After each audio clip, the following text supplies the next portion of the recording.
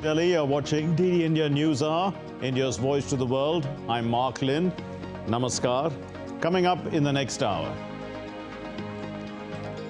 India's External Affairs Minister Jaishankar inaugurates 59 post-earthquake reconstruction projects, but it's built with India's assistance in Nepal.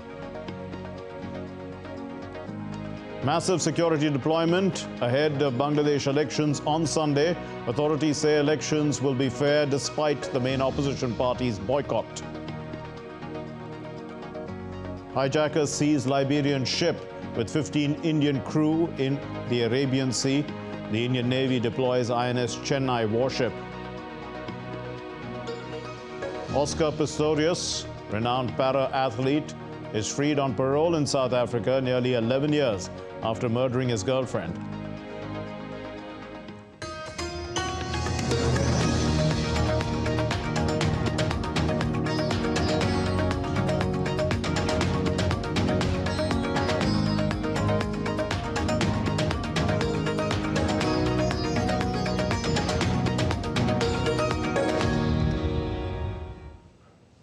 India's External Affairs Minister Dr. S. Jaishankar on Friday inaugurated Tribhuvan University's Central Library, 25 schools, 32 health facilities and culture sector projects.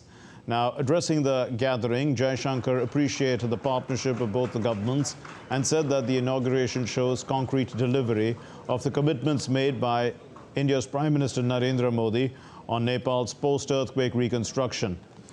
The minister also ensured that other projects will be completed soon. Satisfied that the Government of India has funded a project for the construction of 50,000 houses that were completed in November 2021. I'm happy to know that today's handing over of 25 schools and the inauguration of this very prestigious library, all these 71 projects being undertaken with reconstruction grant in the education sector have been completed and handed over to the Government of Nepal. I deeply appreciate the partnership of the two governments and recognize the efforts of all the concerned agencies of the Government of Nepal in this regard. I hope that other projects will also be completed soon and put to use at the earliest. On the first day of his two-day visit to the Himalayan nation, Dr. Jaishankar on Thursday announced that the Government of India will provide a financial assistance package of approximately $7.5 million to Nepal to provide further support following the recent earthquake in Jhajarkot. And enhancing religious and cultural ties with Nepal, Dr. Jaishankar began the second and final day of his visit by offering prayers at the Pashupatinath temple in Kathmandu. The minister later, in a social media post, said that he was blessed to visit the Pashupatinath temple this morning. He prayed for the well-being of the two peoples of India and Nepal. He also planted a Rudraksh sapling to support the mission life and also to encourage putting India's efforts into preventing damage from climate change.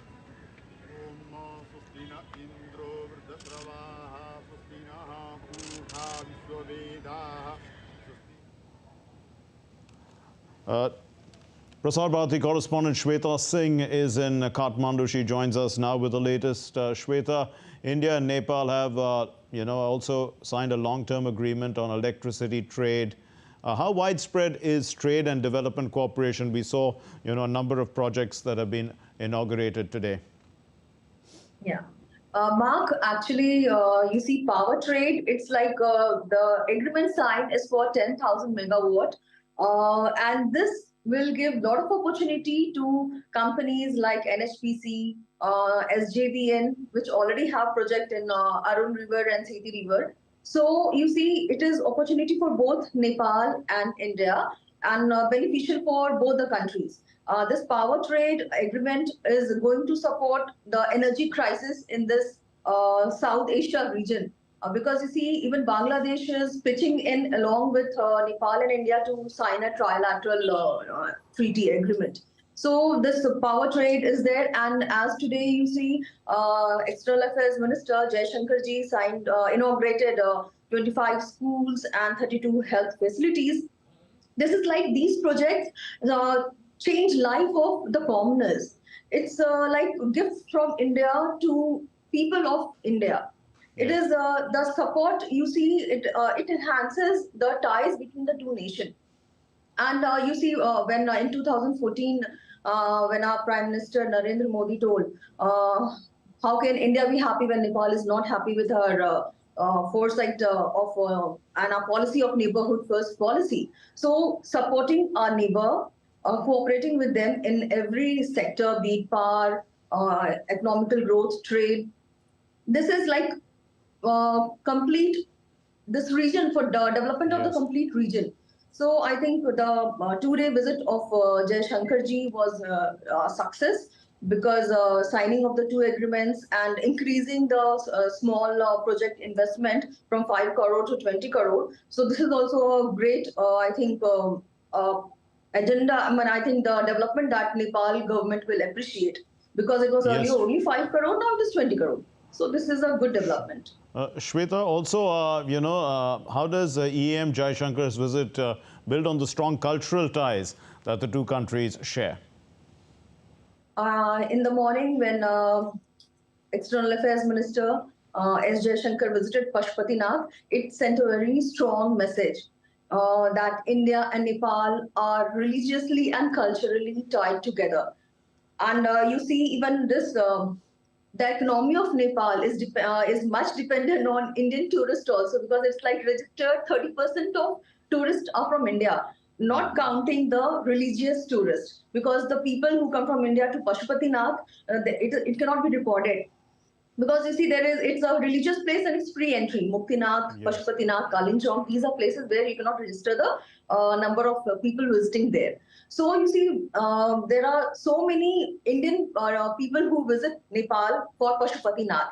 So when you see, religiously we are connected. Pashupatinath, and then they visit Varanasi here for Vishwanath temple. There is a very close interaction. Every time when I attend some program in Nepal, they say the visit to India is incomplete without visiting Vishwanath. And the same thing is for Indians. When they come to Nepal, they visit Pashupatinath. So there is a strong cultural ties between the two countries. So this was reflected today when External Affairs Minister visited Pashupatinath temple. We leave it there. Thank you very much. Shweta Singh, Prasar Bharati correspondent based in Kathmandu, joining us and giving us an update. Now, moving on to our next story.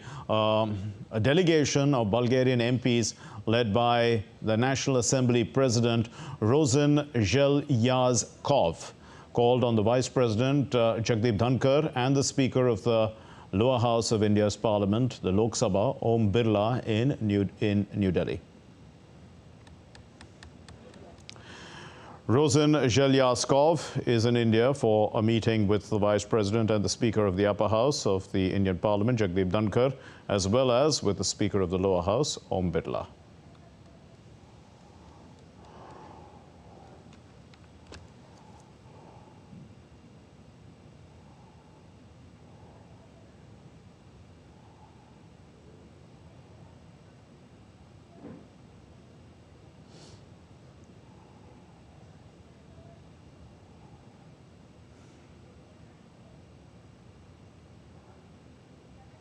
India's Prime Minister Narendra Modi will be on a 3-day visit to the Pink City, Jaipur, in the northwestern state of Rajasthan from Friday for a conference of the Directors General and Inspectors General of Police.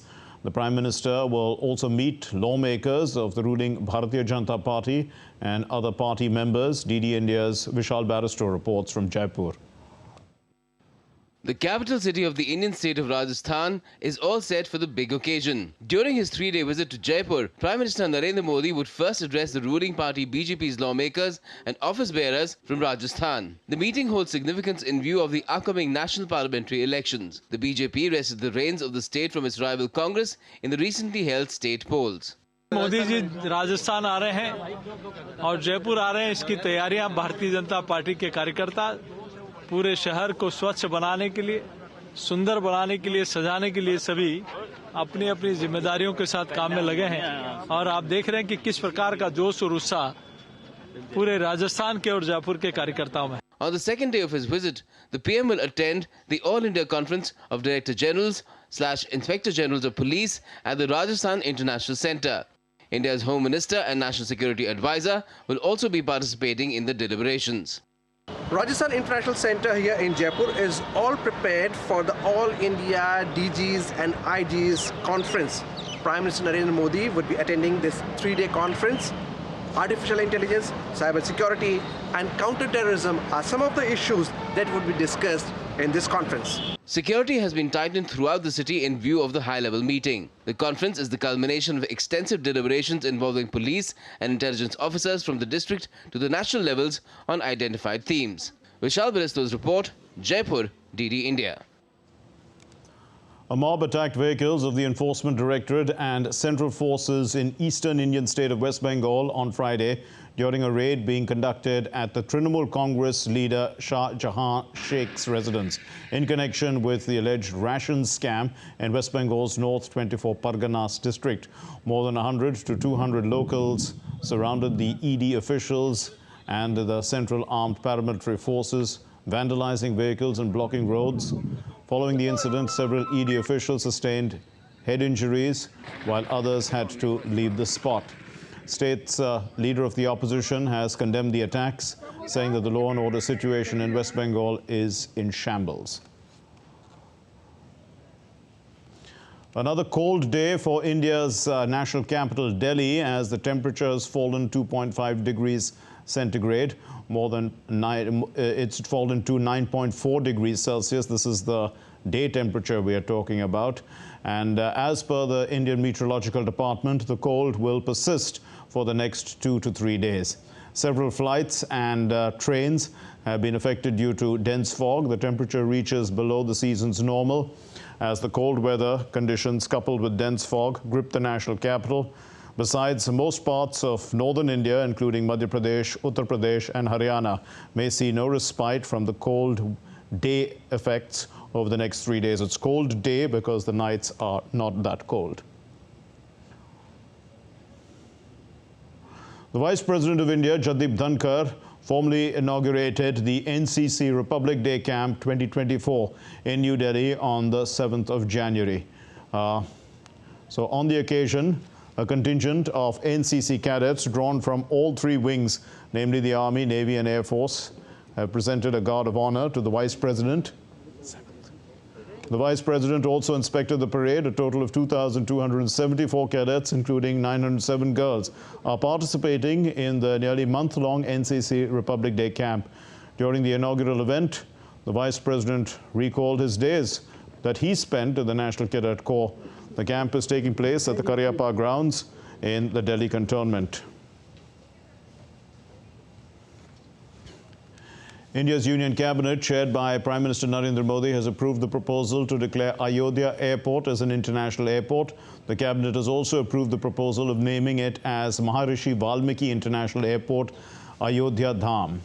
The move is paramount for realizing Ayodhya's economic potential and its significance as a global pilgrimage site. This also opens the doors for foreign pilgrims and tourists. The airport's name, Maharishi Valmiki International Airport, Ayodhya Dham, pays homage to Maharishi Valmiki, the sage who is who has composed the epic Ramayana. And this adds a cultural touch also to the airport's identity.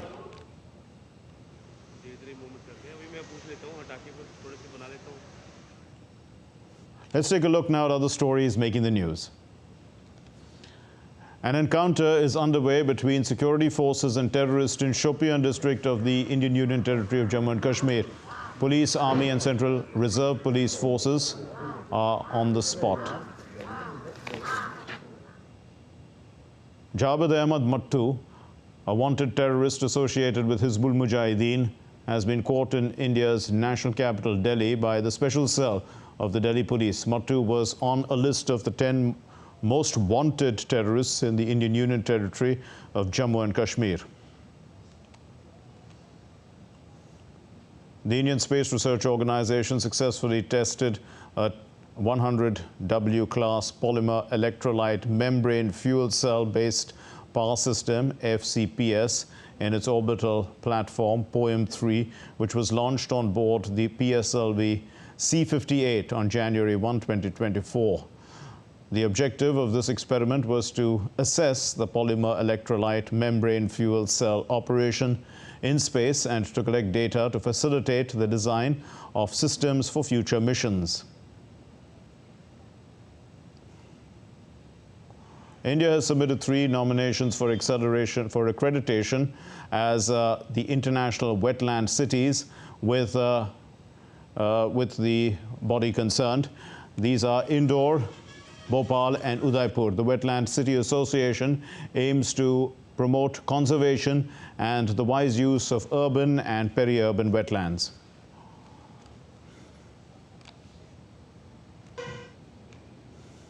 Still to come here on DD India News Hour. Israel outlines its post-war plans for Gaza ahead of the U.S. Secretary of State Anthony Blinken's visit, says it will not allow Hamas to rule over Gaza. Amid provocations and escalation of tension in the Korean Peninsula, South Korea strongly warns the North that it will implement measures to force de-escalation. Taiwan elections are scheduled for January 13th. China intensifies pressure, says Taiwan's reunification is inevitable.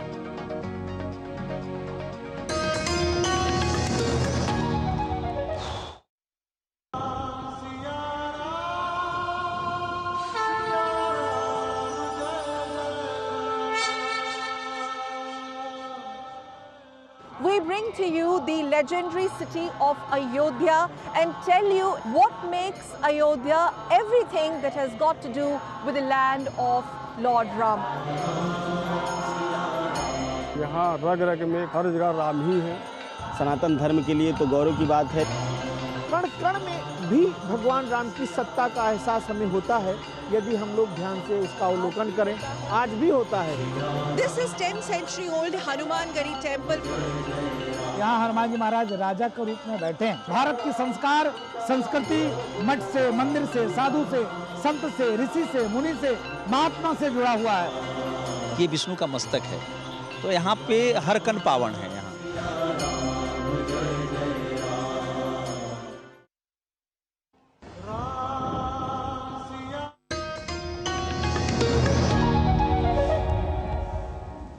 You're watching DD India News Hour. I'm Mark Lynn. The Indian Navy has sprung into action as the news of a Liberian-flagged ship being hijacked in the Arabian Sea near the coast of Somalia came to light, with 15 Indian crew members on board. As a response, the Navy deployed INS Chennai warship to monitor the maritime security operations and to ensure the safety of the crew. The vessel had sent a message on a portal indicating boarding by approximately 5 to 6 unknown armed personnel in the evening on January 4th, that is Thursday. The naval aircraft continues to monitor movement, and INS Chennai is closing the vessel to render assistance. So the Indian Navy remains committed to ensuring safety of merchant shipping in the region, along with international partners and friendly foreign countries. And we're going to be joined by Akshay Dongre, who will give us more inputs on this story. Akshay has been following this story for us from the morning. It is a development that has come to light. Akshay is with us now. Akshay, what more can you tell us about the hijacking of this Liberian vessel? You know, Somali pirates, they usually operate in the Gulf of Aden. Why are they venturing into the Arabian Sea? Well, Mark, exactly. This is a question that is in fact being asked by a lot of experts as well. That what has changed as far as the Arabian Sea is concerned, because in the past 6 years, these are the new piracy attempts that have again restarted in the Arabian Sea. About 6 years back, a lot of countries had come together to stop piracy in this particular region. As far as global trade is concerned, countries had come together. They had formed plans. However, now now what we are seeing in not just the Gulf of Aden, but in Arabian Sea as well, the tensions that have started because of the conflict that has been going on for the past 3 months now between Israel and Hamas. Houthis attacking vessels, especially that are linked with Israel in the Red Sea. That has also changed a lot of power dynamics as far as this particular region is concerned. And it seems that like it happened about a month back in the case of merchant vessel Ruin, which was a Malta-based ship that was also attacked in the Arabian Sea by pirates. It is being observed that the pirates are now trying to exploit the sort of situation that has emerged after the conflict started between Israel and Hamas, and the tension that have been going on, which may have in fact diverted the attention of all of these nations that were against piracy to stopping the attacks that have been taking place, that have been launched by the Houthi rebels in Yemen. So with the entire situation getting more and more complicated and complex as far as the security scenario is concerned, it seems that the pirates are trying to exploit the situation, and that hence they are in fact coming out of Gulf of Aden and trying to carry out piracy in the Arabian Sea as well. Okay, Akshay, also now that the Indian Navy is involved, what can be expected? Well, initially, as soon as the information had come to the Indian Navy of a piracy attempt at the merchant vessel Leela Norfolk, the first action that was taken by the Navy was to redirect INS Chennai, that is a naval vessel that was deployed for anti-piracy operations in the region. And as the ship is now closing in on the merchant vessel Leela Norfolk, the first action that was taken to establish the safety of the crew was to fly a PA-type Poseidon surveillance and maritime reconnaissance aircraft over the ship, which established contacts with the crew, and they have in fact established that the crew right now is safe. However, the attempts that were being carried out by the pirates to call for reinforcement so that the ship could be redirected to the territorial waters of Somalia, that has been thwarted. And now in the next few hours we can expect the INS Chennai to completely close in on the MV Leela Norfolk and to remove the pirates from the ship. We leave it there. Thank you very much. Akshay Dongre from the newsroom with that update. Now, Yemen's Houthi rebels detonated an explosives-laden boat in the Red Sea, defying the United States' final warning against any such attacks. The blast failed to cause any damage or casualties. The U.S. military said that the boat came within a couple of miles of the merchant vessels and the U.S. naval ships operating in the area. The incident comes a day after 12 countries, including the US, UK and Japan, issued a joint statement cautioning the Houthis of unspecified consequences if they continue with their attacks.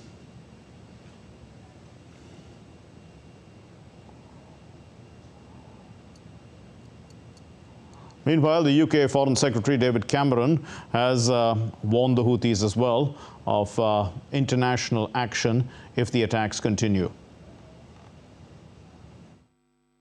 Well, I'm not going to spell out here what action will be taken, but it's quite clear to me this is unacceptable, this is illegal, it's not to do with Gaza, it's not to do with Israel, this is about the freedom of navigation, this is about the ability of ships to carry their cargo.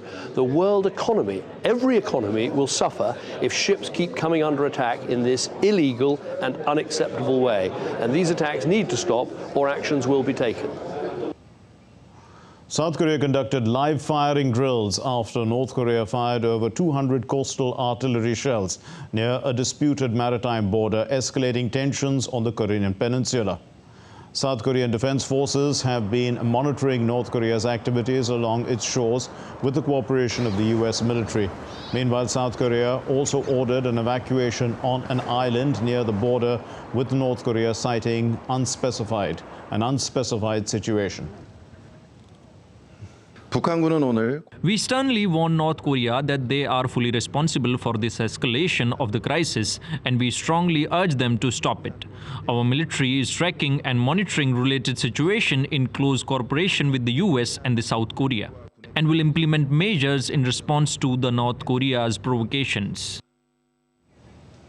And DD India correspondent Andrew Wood sent us a report a short while ago from Hong Kong. The South Koreans have sent an angry message to North Korea. North Korean and South Korean relations have deteriorated over the past year, in particular after the latest missiles and rockets that North Korea fired. There's been a lot more of them, and they've been fired either into the Sea of Japan, which the Koreans call the East Sea, or over Japan and into the Pacific Ocean. And both sides have suspended an agreement that they'd made to try to, well, reduce tensions on the border by saying that they wouldn't carry out exercises near to the border. Election campaigning for the 12th general election in Bangladesh has ended on Friday. Polling in 299 constituencies will take place from 8 a.m. to 4 p.m. on January 7. To ensure peace ahead of Sunday's national election, the government has imposed a 24-hour ban on the plying of taxi cabs, pickup vans, microbuses and trucks. The ban will come into effect starting from midnight on Saturday in preparation for the parliamentary elections. Bangladesh's Nationalist Party is taking out processions and conducting nationwide mass contact programs on Friday. This is protesting against the holding of these 12 parliamentary elections on January 7. The opposition supporters have also filled the streets, calling for fair election to be held on the 7th of January. The BNP has also called a countrywide strike from Saturday to Monday as part of a movement to boycott the election. Since October 28, this is the 13th phase of a strike called by the BNP, the Bangladesh Nationalist Party. And there is heavy deployment of security forces across the country to avoid a law and order situation because of the strike. The BNP is a major opposition party in Bangladesh. The BNP and its allies are boycotting this election. They've alleged that free and fair elections are not possible under the current government. 1,970 candidates are vying for 300 seats, 299, including 90 women and 79 candidates from religious and ethnic minorities. Meanwhile, religious leaders of the religious minority communities, they have actually demanded effective security measures for minorities during the pre and post polling periods of the national election. The Secretary General of Okiya Parishad said that while electioneering, some candidates make explosive statements and use derogatory language, primarily targeting the minority communities. And he added that the community feared that if the Election Commission and the security forces did not take the adequate measures, the level of oppression may actually escalate on the day of voting.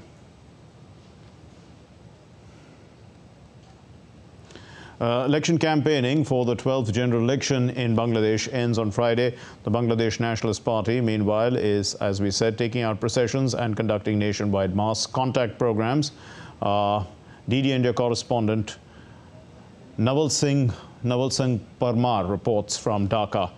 In fact, he's joining us now with more on this. Naval Singh, how does the BNP plan to conduct the nationwide mass contact program, and what is expected, as a result of these activities? Yes, today, on Friday, BNP called for the taking out the procession across the Bangladesh, and primarily it is to create awareness among the people to boycott the election, which BNP has given a call to boycott election. Today, I went into the Dhaka city, but there were a very less impact of the boycott or the procession effect of the BNP. There are some incidents in a district town of the Bangladesh where some polling station or some violence incidents, stray violence incident occurred. Otherwise, there is a very less impact of procession as well as the boycott of BNP.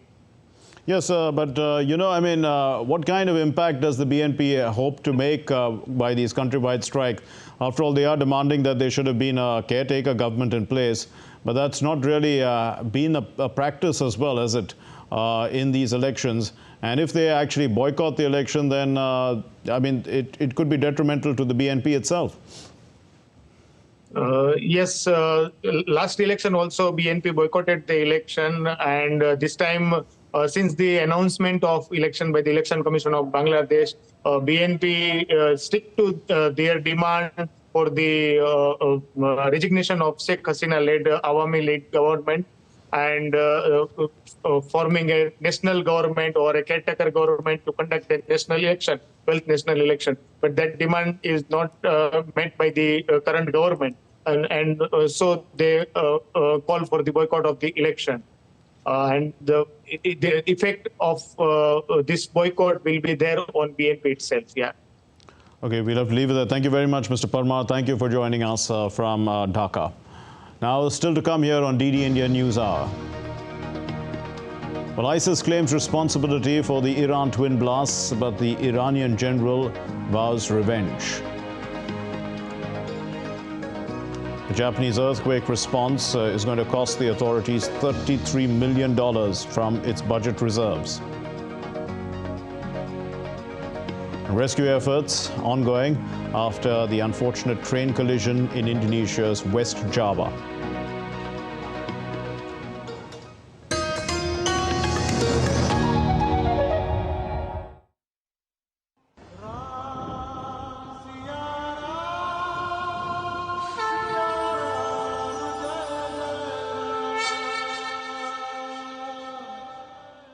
We bring to you the legendary city of Ayodhya and tell you what makes Ayodhya everything that has got to do with the land of Lord Ram.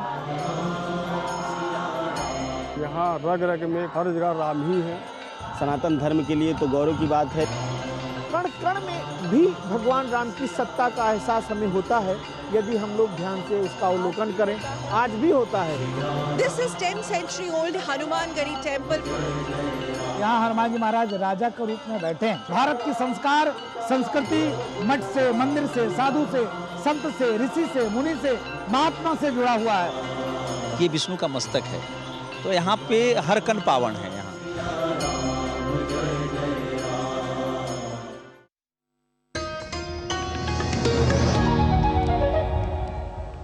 You're watching DD India News Hour. I'm Mark Lynn. Here's a recap of our main stories. India's External Affairs Minister Jaishankar inaugurates 59 post-earthquake reconstruction projects built with India's assistance in Nepal. Massive security deployment ahead of Bangladesh elections on Sunday. Authorities say that the elections will be fair despite the main opposition party's boycott. Hijackers seize Liberian ship with 15 Indian crew in the Arabian Sea. The Indian Navy deploys INS Chennai warship. And Oscar Pistorius, a renowned para-athlete, is freed on parole in South Africa after 11 years. He had murdered his girlfriend. The U.S. Secretary of State Anthony Blinken is visiting West Asia on a week-long tour. This is his fourth visit since the Israel-Hamas conflict. During his visit, Blinken will visit Israel and the West Bank, as well as Turkey, Greece, Jordan, Qatar, and the United Arab Emirates. He's going to visit Saudi Arabia and Egypt as well.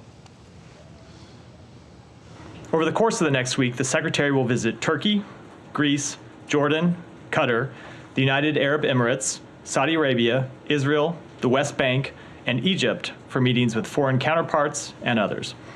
The Secretary will focus on a number of critical issues on this trip. First, he will discuss immediate measures to increase substantially humanitarian assistance to Gaza. The United States has played a critical role in unlocking humanitarian assistance for the Palestinian people, but conditions remain extremely difficult.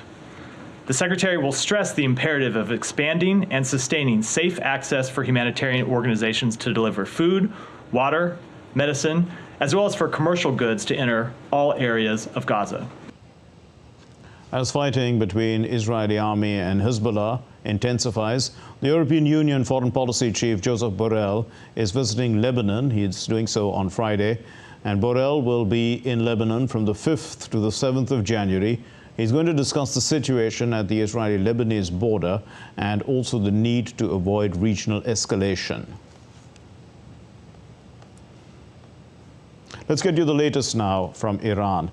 The Islamic State K has claimed responsibility for the twin blasts that killed 84 people in Kerman city of Iran at a memorial for the commander Qasem Soleimani. And in a statement posted on social media, the terrorist Sunni Muslim group said that 2 ISIS members had detonated the explosive belts in the crowd that had gathered at the cemetery in southeastern Iranian city of Kerman on Wednesday. Tehran earlier blamed the explosions on terrorists and vowed revenge for the bloodiest such attack since the 1979 Islamic Revolution. The UAE, Jordan, Russia and several other countries have strongly condemned the Kerman bomb attacks and expressed their opposition to all forms of terrorism.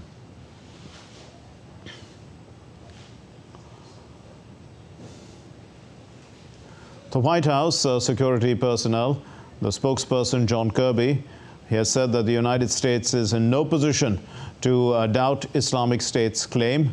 And Kirby added that the U.S. had not seen any indication of a direct link between the Israel-Hamas war in Gaza and the attack in Iran on the anniversary of Soleimani's death. We have seen the public credit now that ISIS-K has taken for the attack in Iran. We're certainly in no position to doubt that claim by ISIS-K. I haven't seen anything that indicates there's a direct link to what's going on in Gaza and with the attack in Iran.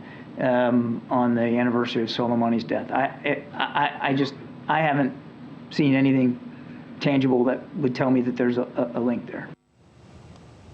Shifting focus now, Ukraine said on Thursday that its Air Force conducted a strike on a Russian command post near the Crimean port city of Sevastopol and hit a military unit in a separate strike on the Crimean Peninsula. Russia said its forces had deployed, in fact, they had destroyed 10 incoming missiles over the peninsula. Russia's defense ministry reported the downing of 36 Ukrainian drones over Crimea. Ukraine said a Russian command post had been hit near Sevastopol.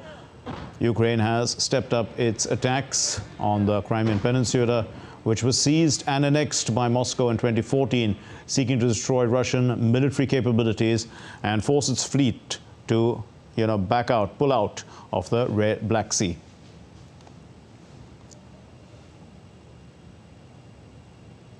The White House said on Thursday that North Korea recently provided Russia with ballistic missiles and launchers for use in Moscow's conflict against Ukraine, calling North Korea's arms transfer to Russia a significant and concerning escalation. The National Security spokesperson John Kirby said that the U.S. will raise the development with the UN Security Council. Our information indicates that the Democratic People's Republic of Korea recently provided Russia with ballistic missile launchers and several ballistic missiles. This is a significant and concerning escalation in the DPRK's support for Russia. We will raise these arms deals at the UN Security Council alongside our allies and partners, and we will demand that Russia be held accountable for, yet again, violating its international obligations. Britain too condemned Russia's decision to use ballistic missiles sourced from North Korea in the recent attacks against Ukraine. A UK Foreign Commonwealth and Development Office spokesperson said in a statement that North Korea is subject to a robust sanctions regime and Britain will continue to work with its partners to ensure that North Korea pays a high price for supporting Russia's illegal war in Ukraine. Moving on now, Japan is working towards recovering from the destruction caused by the earthquake that had taken place earlier this week. And reportedly, according to Japan's finance ministry, this quake has hit the nation and it's going to tap around $33 million of the budget reserves to cover the damages. Prime Minister Fumio Kishida said that his cabinet will approve the emergency funding next week. Japan will also work with the U.S. military to intensify the earthquake relief operations, which claimed more than 90 lives so far. Rescuers have pressed on in a search for survivors as a 3-day survival window ended on Thursday afternoon. According to emergency responders, survival rates drop off 72 hours after the quake.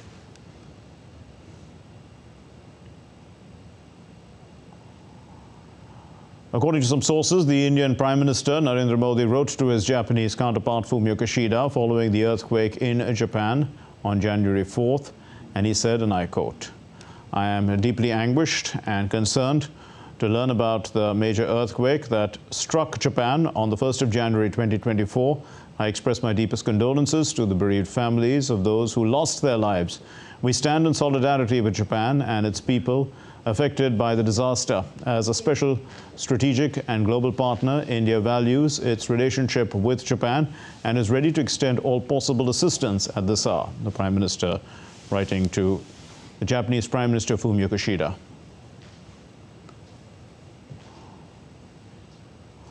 Staff at Tokyo's Haneda Airport have started to remove the charred wreckage of the Japanese Airlines plane, the JAL plane, that got burnt on the runway after a deadly collision that took place earlier this week. Investigations to determine the cause of the incident are underway as the United States will provide its assistance to Japan in reading of the airplane recorders. According to the National Transportation Safety Board, the chair, Jennifer Homendy, Japan had sought assistance with the Honeywell manufactured recorders, but it is unclear if the recorders will be brought to Washington for analysis or if NTSB personnel will travel to Japan to offer support. Though Japan's Transport Safety Board has claimed that the cockpit's voice recorder present in the crashed jet has not been recovered yet, but the flight's data recorder was found on 3rd January.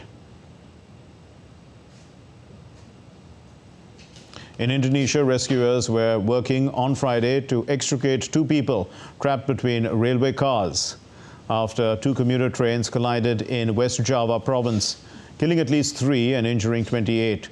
Footage from the scene showed the derailed train carriages and rescue work underway.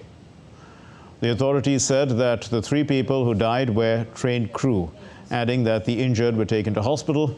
A total of 478 passengers were on board the trains when the crash occurred.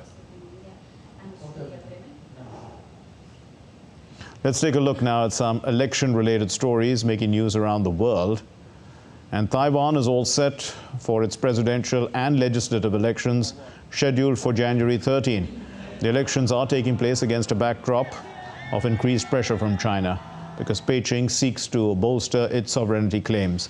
Ahead of the elections, China has begun increasing pressure on the island, reiterating that reunification with China is inevitable. The UK Prime Minister Rishi Sunak suggests that the general election in the second half of the year is likely, and in a statement he refused to rule out holding the election in May, coinciding with the local elections, but said that he had to get the economy back on track. Prime Minister's comments come amid pressure from the opposition parties to call an election in the spring. In the coming months, Americans will head to the polls to choose their next president. 6 Republican candidates are jostling to be the party's presidential nominee for the 2024 general election. While President Biden is the Democratic Party's presumptive nominee, several third-party hopefuls have joined hands. They've joined the fray, in fact. Ahead of the polls, the former president, Donald Trump, has appealed to the Supreme Court to overturn the Colorado ban. He's appealed to the U.S. Supreme Court that, and the Colorado Supreme Court had banned him from running for president in that state. Still to come now on DD India News Hour. While global growth is set to witness a slight slump, the UN reports project that India's growth will reach 6.2% in 2024. Tennis legend Rafael Nadal looks good for a semi-final berth in Brisbane. And in cricket, Indian women to face Australia in the first T20I of the 3-match series. It's happening in Mumbai today.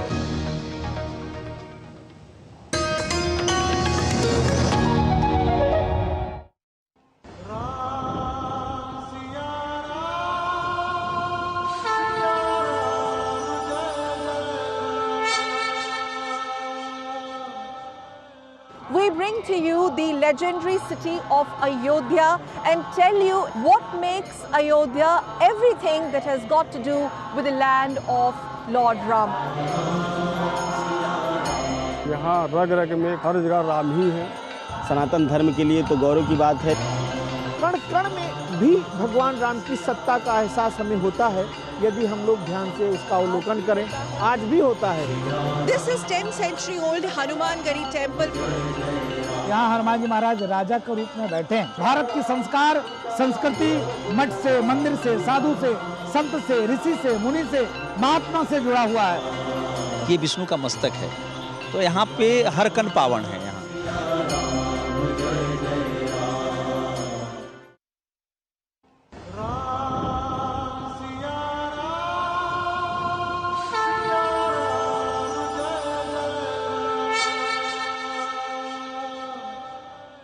We bring to you the legendary city of Ayodhya and tell you what makes Ayodhya everything that has got to do with the land of Lord Ram. यहाँ रग रग में हर जगह राम ही है। सनातन धर्म के लिए तो गौरव की बात है। कण कण में भी भगवान राम की सत्ता का एहसास हमें होता है यदि हम लोग ध्यान से उसका अवलोकन करें। आज भी होता है।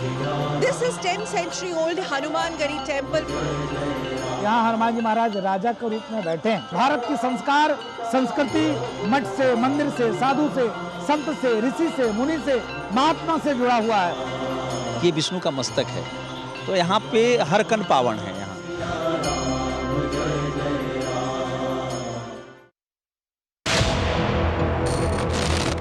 Why is China usurping Bhutanese land?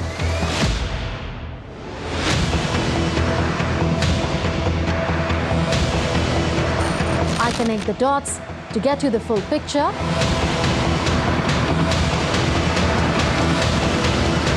Watch Connecting the Dots every Friday at 8 p.m. IST on DD India.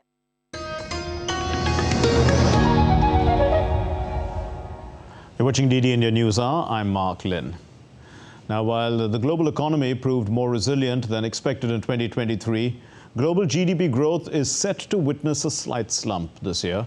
Weakening global trade, high borrowing costs, elevated public debt, persistently low investment and mounting geopolitical tensions put global growth at risk. So according to the United Nations World Economic Situation and Prospects Report, despite such trends, India will remain the fastest growing economy in the world. And Jessica Taneja spoke to Professor Nagesh Kumar, the director of the Institute for Studies in Industrial Development. Let's listen to what he said. The United Nations has released the World Economic Situation and Prospects Report of 2024. We're joined by Professor Nagesh Kumar to discuss more on this. Professor Kumar, thank you for joining DD India. India could look at, infrastructure development and more investments and an FDI increase. How sustainable do you think the current policies would be to achieve those targets? There is a consensus about Indian economy doing 7% for the current year, 23-24. Now, about the future of the sustaining the momentum in the future, I think the prospects look very robust and optimistic because of the infrastructure boom that the government kind of unleashed in the last budget with the 10 trillion rupees investment target on infrastructure spending. In the last 6-7 months, there have been concerns about China exporting deflation. How is that going to be tackled, especially, and how India is going to shield itself from that, while there are global concerns around it still? China's slowdown, I don't see it affecting India much because India is a big market for China, but China is not a big market for India. So the trade deficit, the $100 billion bilateral trade is 80 billion exports to India. So Indian slowdown would affect China, not the vice versa. Well, you're watching DD India News Hour, and now let's get you all the sports news. And for that, here's Deepika. Namaskar, Deepika. Mark, let's quickly take our viewers through what's happening in the world of cricket first. So Indian team's victory in the second test match against South Africa has improved now India's position at the World Test Championships points table. Rohit Sharma-led side is now at the helm with 54.16 percentage points, while the Proteas slipped to the second spot with 50 percentage points. Now this saw Pakistan losing the fifth spot and slipped to the sixth position with 45.83 percentage points after losing to Australia. The Indian cricket team capped off the tour to South Africa with a 7-wicket victory in the second test match and squared the series by 1-1. Now it was a match that belonged to Indian pacers Mohammad Siraj and Jasprit Bumrah, who picked up 15 wickets among themselves. In women's cricket, Indian women cricket team will take on Australia in the first T20 international match of 3-match series at Mumbai's D.Y. Patil Stadium today evening. After a 0-3 hammering by Australia in the T20 internationals, the Indian women cricket team would now look forward to draw an inspiration from their test match victory against Australia. This will be the first meeting between the two teams in T20 format since the 2023 T20 World Cup semi-final, where the Australian team beat India by 5 runs to make it to the finals. Moving on, South African former Paralympic star Oscar Pistorius has been released on parole nearly 11 years after murdering his girlfriend Reeva Steenkamp. Pistorius, dubbed as the Blade Runner for his carbon fiber prosthetic legs, shot the 29-year-old model dead through a locked bathroom door in 2013. He's repeatedly said he mistook Steenkamp for an intruder when he fired 4 shots into the bathroom at his Pretoria home, and he launched multiple appeals against the conviction on that basis. Now, 37 years old Pistorius has spent about 8.5 years in jail as well as 7 months under home arrest before he was sentenced for murder.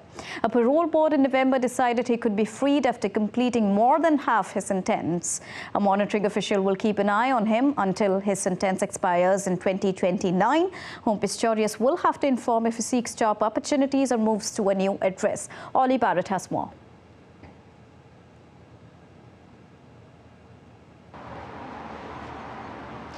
South African officials confirming in a brief statement that Oscar Pistorius is now at home. What they're not telling us is exactly when that move from prison to home happened, or indeed how, as a result.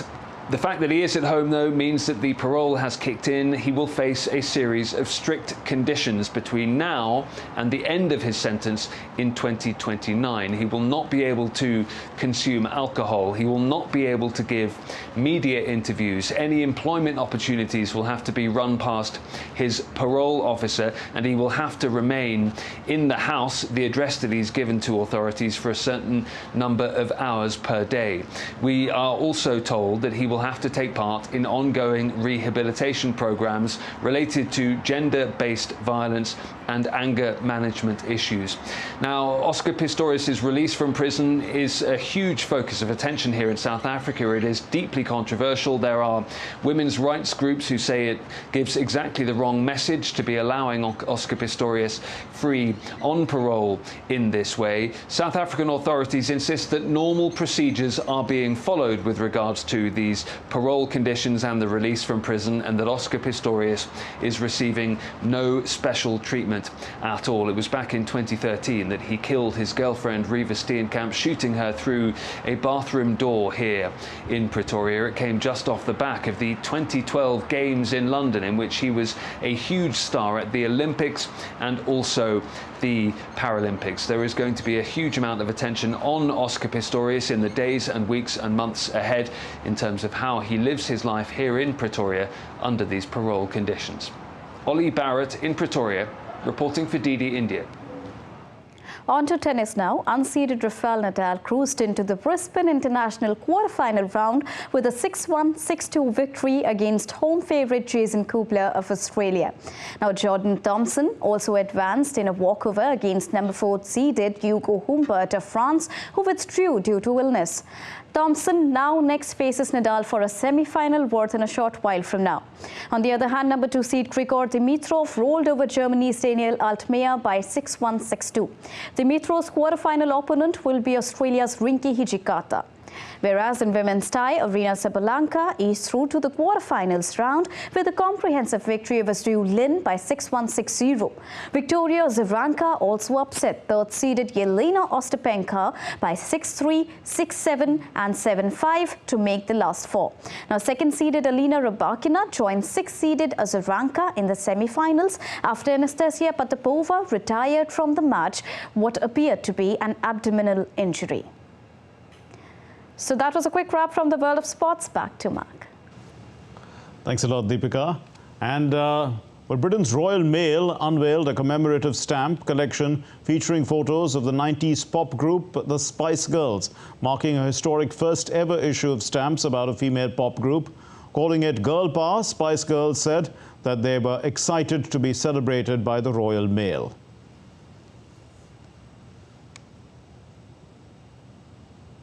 And with that stamp of authority, let's conclude.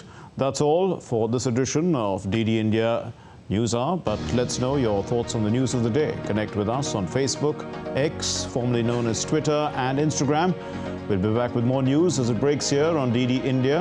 My name is Mark Lin, and with me is Deepika from all of us here in Delhi. Thanks for watching DD India News Hour. Namaskar.